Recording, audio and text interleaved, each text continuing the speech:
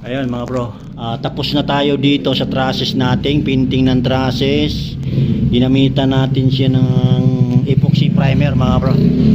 Ayan, ganyan siya kalinis, ganyan ang itsura niya.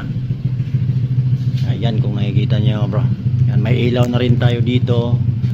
Yan yung mga wiring natin, pinalitan ko ng hose mismo ng tubig mga bro, nilagay ko dyan kasi hindi ko ginamit tong flexible hose na yan mga bro kasi kitang kita dito, halatang halata. Ayan, yan po yung ating project dito sa Sierra Sueño mga bro. Flooring na lang totally ang remaining balance ko dito mga bro na scope of work.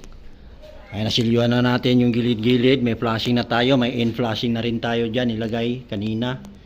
So totally tapos na tayo dito. After neto, hindi ko lang alam kung ipapatuloy ni ma'am